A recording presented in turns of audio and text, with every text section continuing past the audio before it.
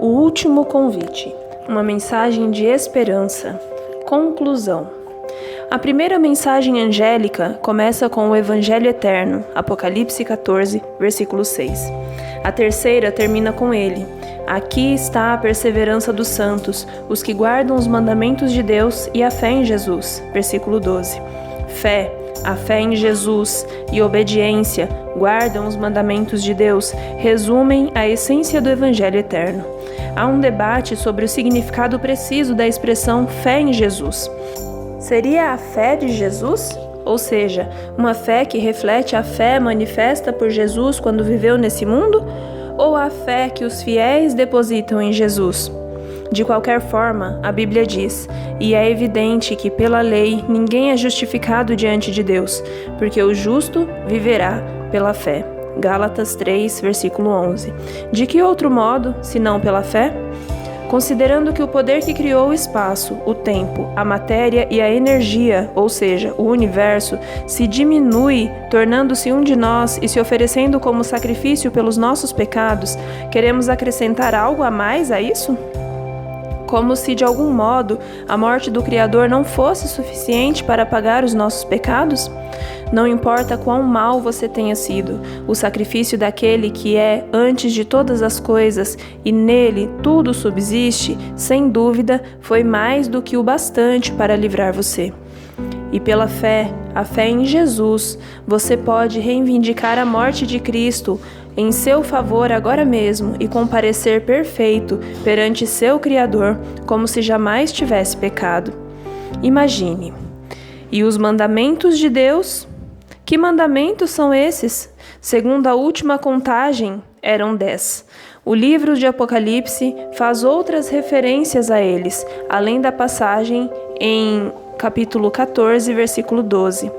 Antes da visão, que inclui as 3 mensagens angélicas, Apocalipse 11, versículo 19 diz: abriu-se então o santuário de Deus, que se acha no céu, e foi vista a arca da sua aliança no seu santuário, e sobrevieram relâmpagos. A arca da aliança é o lugar em que ficam guardados os 10 mandamentos no santuário terrestre. Mandamentos específicos também aparecem no Apocalipse. A primeira mensagem angélica ordena a adoração a Deus, uma referência direta ao primeiro mandamento, Êxodo capítulo 20, versos 1 e 2. E conforme vimos, essa mesma mensagem usa uma linguagem extraída diretamente do quarto mandamento. O terceiro anjo adverte contra a adoração de uma imagem, a imagem da besta, apontando para o segundo mandamento, contrário à idolatria. Êxodo 20, versos 4 a 6. Enquanto isso, homicídio, roubo e adultério são mencionados juntos em Apocalipse 9, versos 20 e 21. Apocalipse 12, 17, o penúltimo verso antes do Apocalipse 13, que introduz a marca da besta, descreve o povo de Deus. O dragão ficou irado com a mulher e foi travar guerra com o restante da descendência dela, ou seja, os que guardam os mandamentos de Deus e têm o testemunho de Jesus.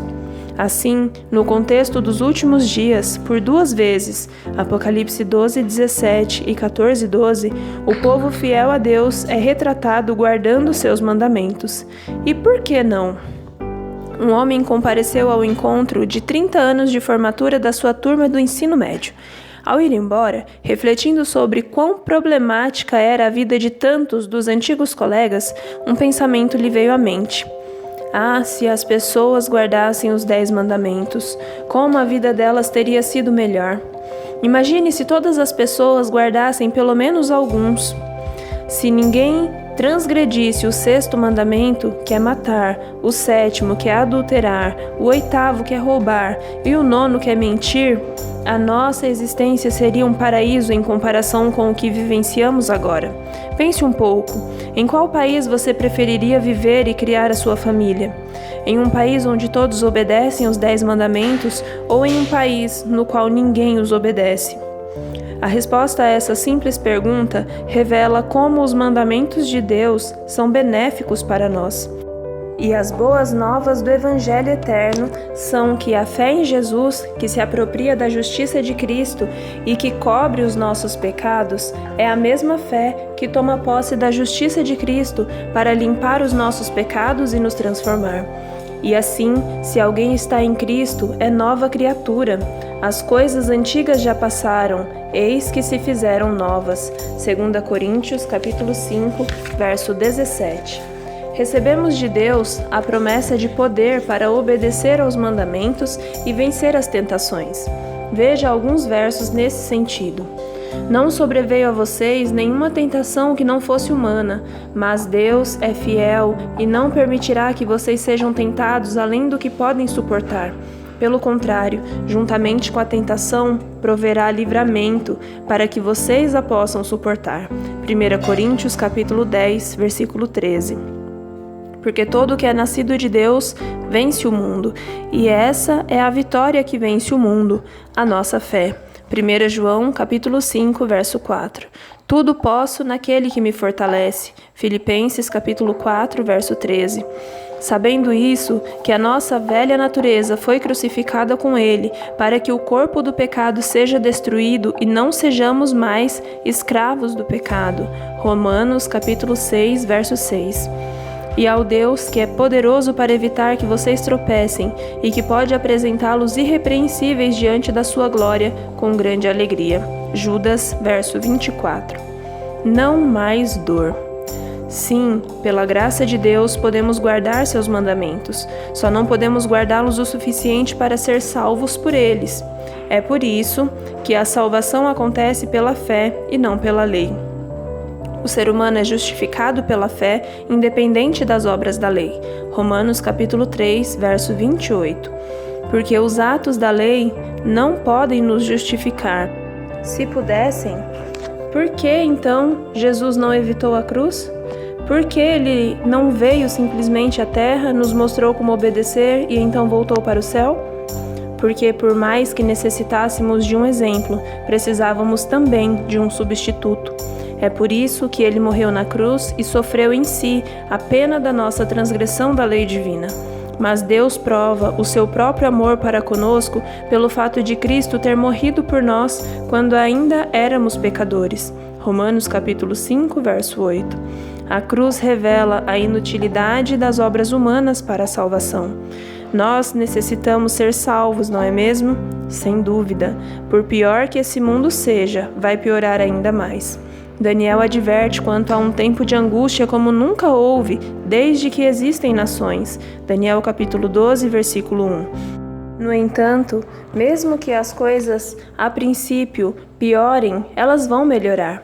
Ficarão melhores do que qualquer cenário imaginável, pois eis que eu crio novos céus e nova terra, e não haverá lembrança das coisas passadas, jamais haverá memória delas. Isaías 65, verso 17. Nós, porém, segundo a promessa de Deus, esperamos novos céus e nova terra, nos quais habita a justiça. 2 Pedro capítulo 3, versículo 13. E vi novo céu e nova terra, pois o primeiro céu e a primeira terra passaram, e o mar já não existe. Apocalipse 21, versículo 1.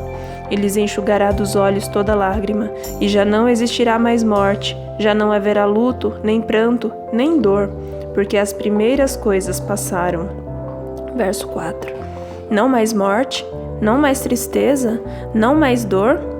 É uma existência que nós, que só conhecemos a morte, tristeza e dor, nem conseguimos vislumbrar.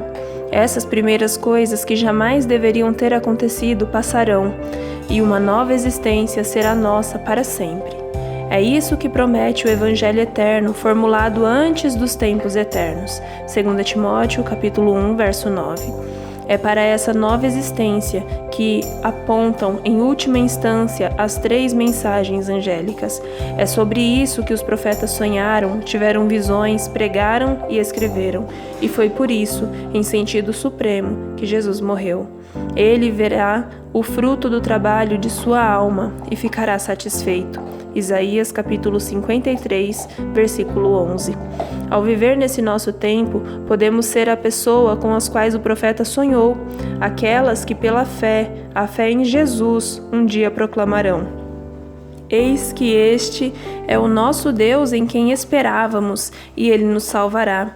Este é o Senhor, a quem aguardávamos. Na sua salvação exultaremos e nos alegraremos. Isaías capítulo 25, versículo 9.